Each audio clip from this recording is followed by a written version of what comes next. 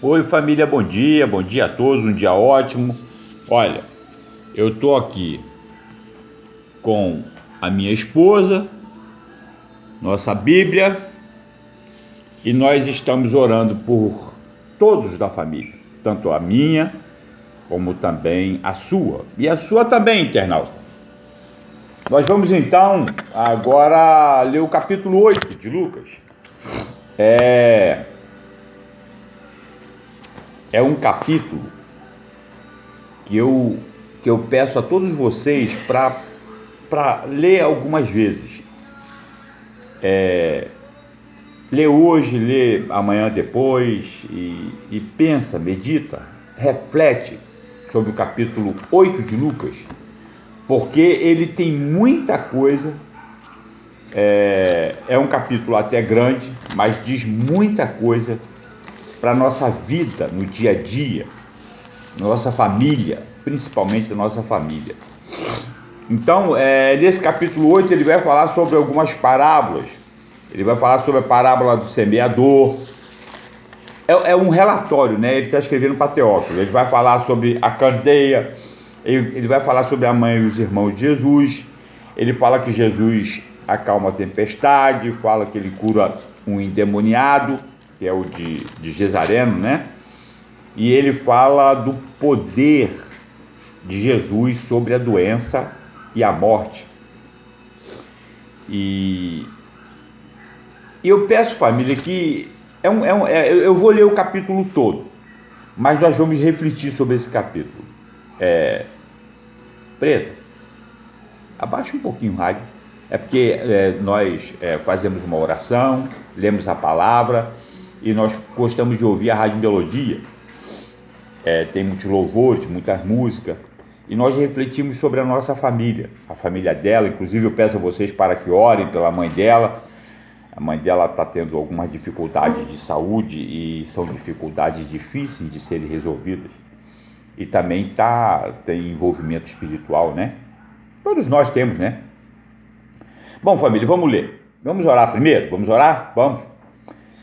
Pai, sou eu, Pai, teu filho, Thales Vicente Ferreira. Eu entro agora na tua presença com meu coração quebrantado, com muitas preocupações que são do mundo, Pai, das quais eu quero me livrar, quero refrescar meu coração para poder estar inteiro na tua presença, conversar com o Senhor, te ouvir e te pedir, Pai, para que o Senhor mesmo nos ensine a cada um de nós sobre a tua vontade para a nossa vida. Fala com cada um de nós, Pai.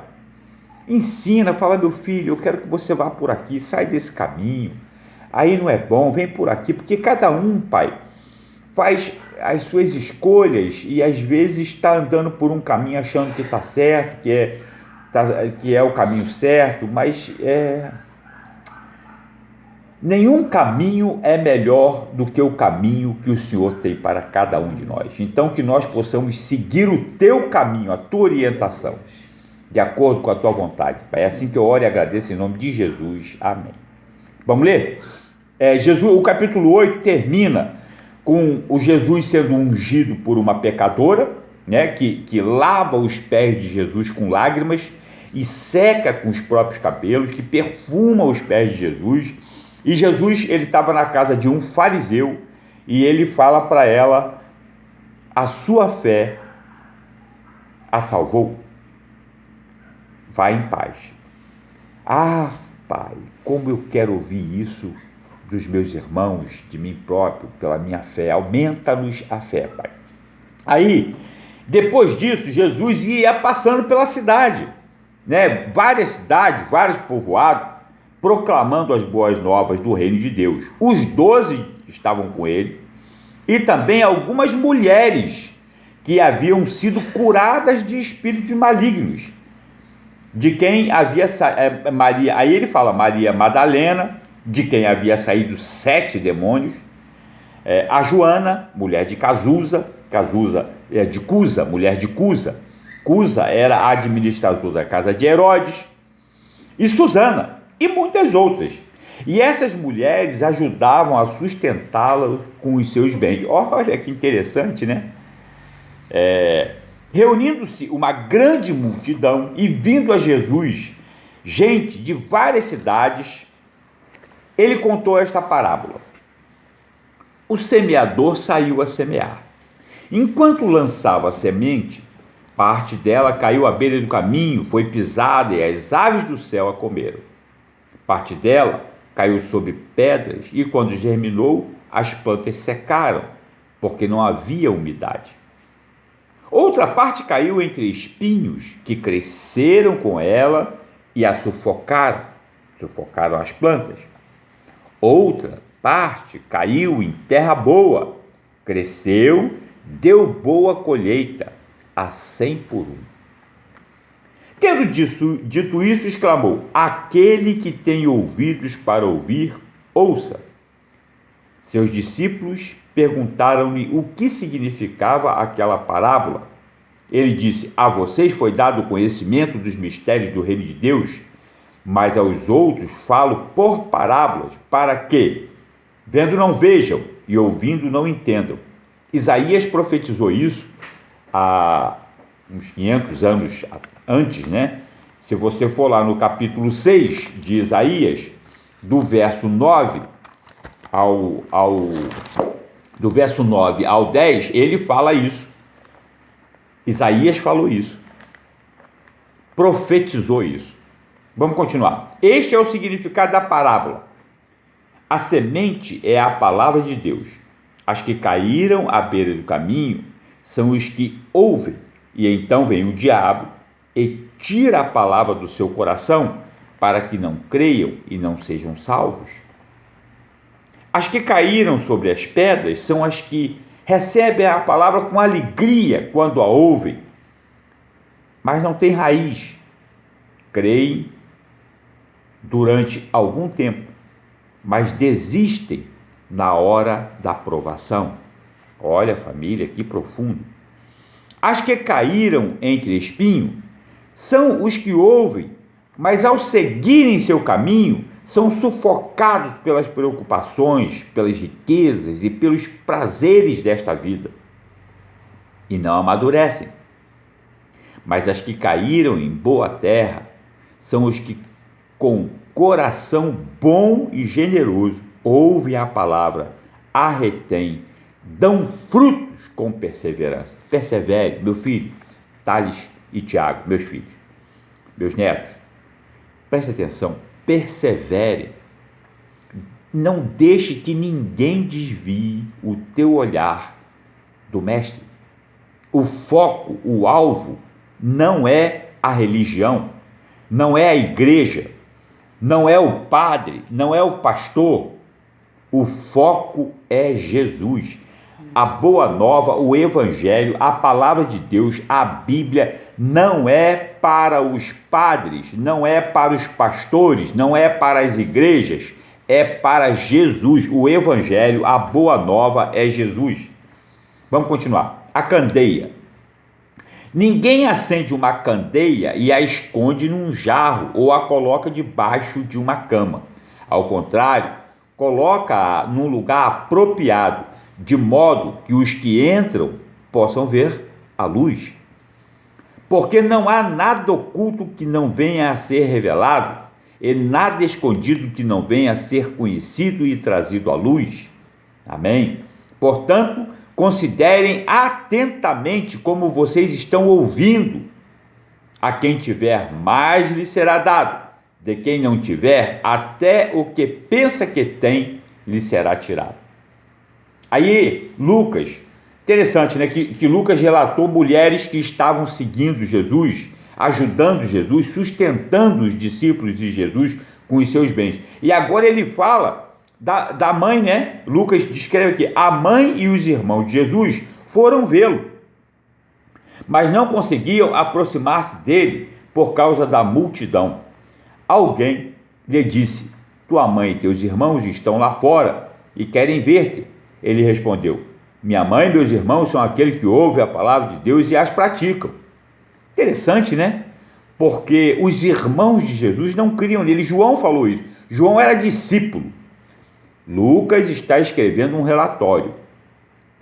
Está contando aquilo que ele investigou. João escreveu um testemunho, aquilo que ele viveu. Marcos também não era discípulo de Jesus. Marcos, ele apareceu no Novo Testamento. Lucas vai falar sobre Marcos. E esses evangelhos, Lucas, Marcos e Mateus, são sinóticos. Parece que uma coisa é tirada de dentro do outro. E aí, Marcos escreve assim, que Jesus, então Jesus entrou numa casa e novamente reuniu-se ali uma multidão, de modo que ele e seus discípulos não conseguiam nem comer. Quando seus familiares ouviram falar isso, saíram para trazê-lo à força, pois diziam, ele está fora de si.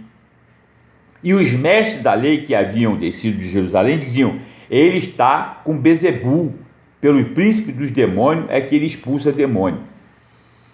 Jesus está falando da candeia, aliás, Lucas está falando da candeia.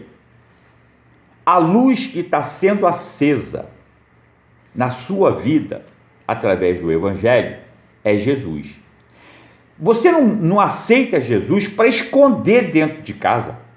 Você não aceita Jesus, a luz, para você calar sobre isso.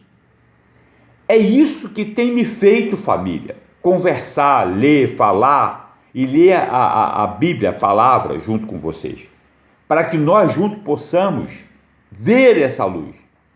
Aí, quando ele fala que a mãe e os irmãos de Jesus, os familiares de Jesus, eles tinham dificuldade, porque as pessoas iam em cima dele, teu filho está fazendo isso, ou falava para os irmãos dele, até os irmãos dele falavam, você quer aparecer? Então vai para a Judéia. Lá eles estavam querendo matar Jesus, como aconteceu. Não é verdade? E nós, na nossa família, nós brigamos, nos desentendemos, ficamos chateados. Reflita sobre isso, família. O que está acontecendo na nossa família? Por que a gente tem uma família tão maravilhosa, temos uma raiz tão maravilhosa e nos desentendemos tanto? Dentro da sua família, por que você se desentende tanto com a sua esposa, com seus filhos? Por que você briga com seu filho? Não é verdade? Aí Jesus, depois disso, ele vai para o outro lado do lago da Galileia e acalma uma tempestade nessa passagem. Vamos continuar lendo.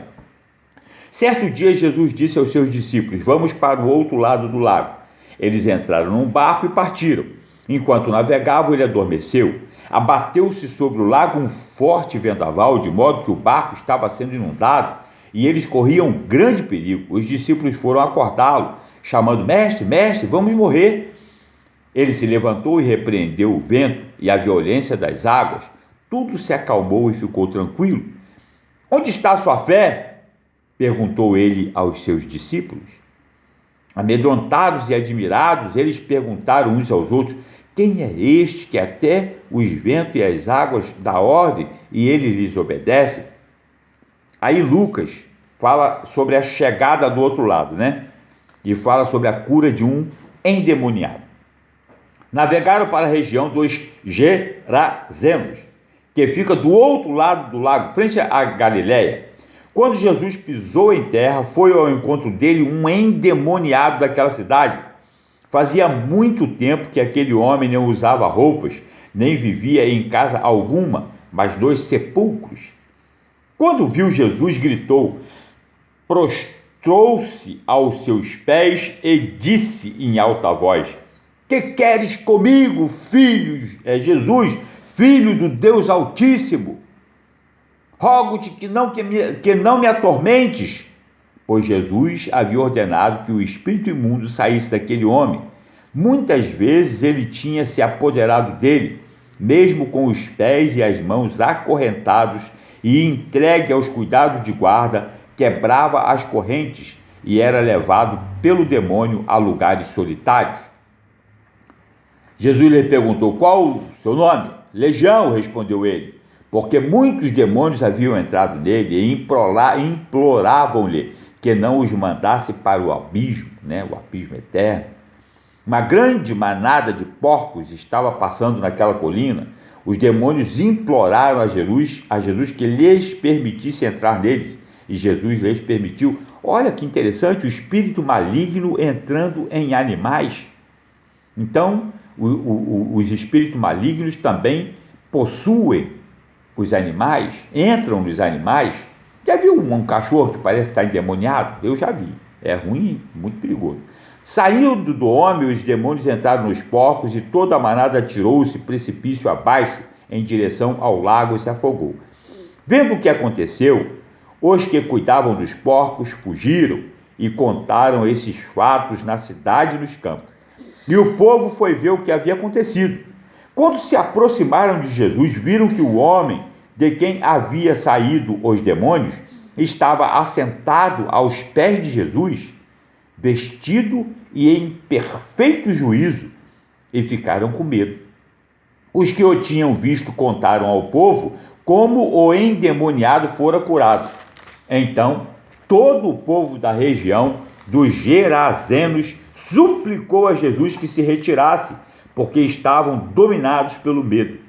Ele entrou no barco e regressou. O homem de quem havia saído os demônios suplicava-lhe que o deixasse ir com eles, mas Jesus o mandou embora. Volte para casa e conte o quanto Deus lhe fez. Assim, o homem se foi e anunciou na cidade inteira o quanto Jesus tinha feito por ele. Amém. Deu testemunho. Eu era um endemoniado, eu estava possuído por demônios. Jesus me limpou, me tirou, me curou. Eu agora estou perfeito. Jesus é o caminho, é a porta, é a vida, é a salvação. Jesus é o que pode libertar. E contou para a família dele, contou para a cidade toda. E muitas pessoas devem ter crido, porque sabiam como ele vivia nos sepulcros, pelado, fedendo. Não é verdade? O poder de Jesus sobre a doença e a morte. Lucas vai falar. Quando Jesus voltou, uma multidão o recebeu com alegria, pois todos o esperavam. Então um homem chamado Jairo, dirigente da sinagoga, veio e prostrou-se aos pés de Jesus, implorando-lhe que fosse à sua casa, porque sua única filha, de cerca de 12 anos, estava à morte. Estando Jesus a caminho, a multidão o comprimia, e estava ali certa mulher, que havia 12 anos vinha sofrendo de hemorragia e gastara tudo o que tinha com médicos, mas ninguém pudera curá-la.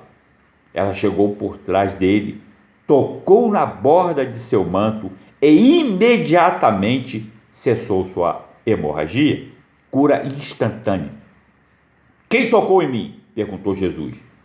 Como todos negassem, Pedro disse: Mestre, a multidão se aglomera e te comprime.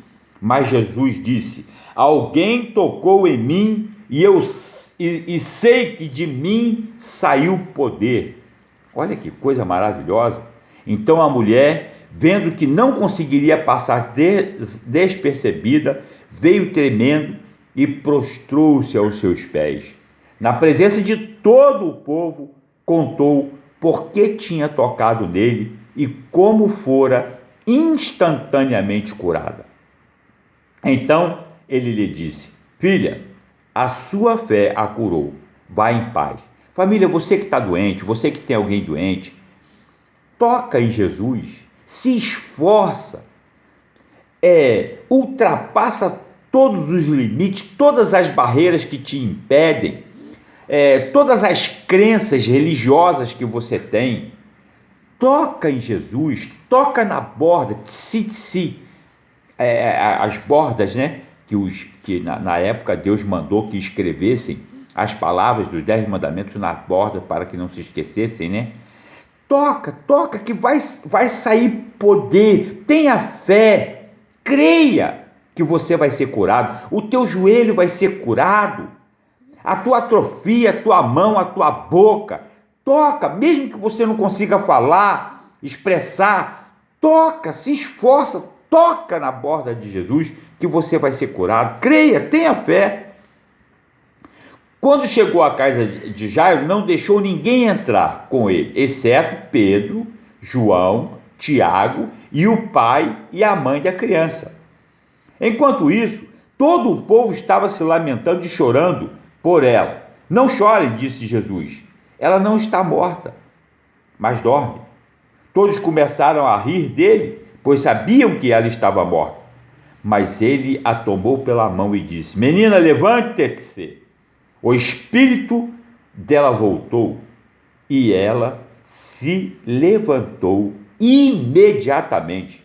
Então Jesus lhes ordenou que lhe dessem de comer. Os pais dela ficaram maravilhados, mas ele lhes ordenou que não contasse a ninguém o que tinha acontecido. Família, vamos orar. Pai, eu tenho muitos doentes na minha família, Pai. Agora tivemos a notícia também da minha sogra. Ah, Pai, envia um anjo teu. Envia, Pai, envia um anjo teu. Aquele centurião cheio de fé, Pai. Ele disse que ele também tinha autoridade, soldado sob autoridade. Ele bastava uma palavra. Pai, o Senhor nos deixou o Espírito Santo, com o qual nós somos selados quando confessamos que Tu és o nosso Deus, o nosso Senhor, o nosso único Salvador. E é através agora do Teu Espírito Santo que eu oro e peço para que o Senhor toque na minha sogra, tira aquela doença, Pai, para que ela tenha um final de vida ainda saudável. Toque, Pai, na minha cunhada, Reginão, para que ela possa curtir esses anos de vida dela, da velhice dela com os netos, brincando, andando.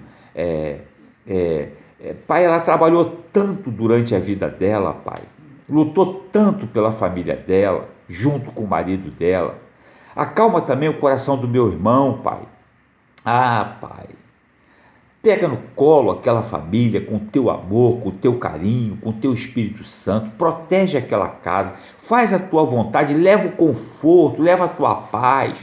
Assim como o Senhor tirou do Gezareno aqueles espíritos, se houver qualquer tipo, Pai, de impedimento espiritual, ajuda, Pai.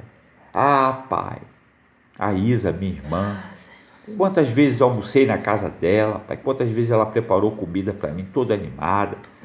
Hoje ela está com aquela atrofia, Pai, essa doença degenerativa que a gente não sabe explicar como é que isso acontece.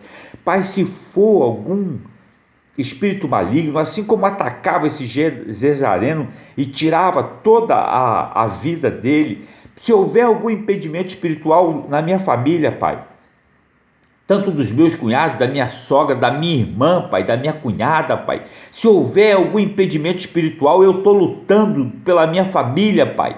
Ah, Pai, tira essa cortina de demônio, esses demônios do inferno, Pai, que só causam dor e destruição. Ah, Pai, desatrofia a mão mirrada, abre a boca para que ela possa expressar as palavras, Pai. Cura, Pai, o sangue da minha sogra, cura o do pastor Marcos, também da minha igreja, protege o pastor Wander, Pai, e os pastores da minha igreja, Pai, abençoa o pastor Joel, abençoa o Centro de Cuidado Humano, faz uma obra tremenda ali, Pai, abençoa o Casa Cap, a Igreja do Recreio, abençoa também os internautas, Pai, se houverem doentes na família dos internautas, que tiverem assistido esse vídeo, tenham fé, Pai, como foi falado para Jairo, tenha fé, creia, abra o teu coração, como aquela mulher com aquele fluxo de sangue, 12 anos, Pai, ela foi curada, como aquela mulher encurvada, que tinha um espírito que encurvava ela, 18 anos, Pai, liberta, protege, guarda, cuida, trata, transforma a dor em alegria, leva a tua paz, Pai. Eu sei que o Senhor não curou todos os que tinham problema, Pai, mas faz pelo menos a tua vontade no coração da minha família. Traga a paz, Pai. E que esse jejum que nós vamos fazer de 40 dias, Pai, sem falar palavrão, possa resultar numa libertação de peso, Pai. Tira o peso das costas da minha família.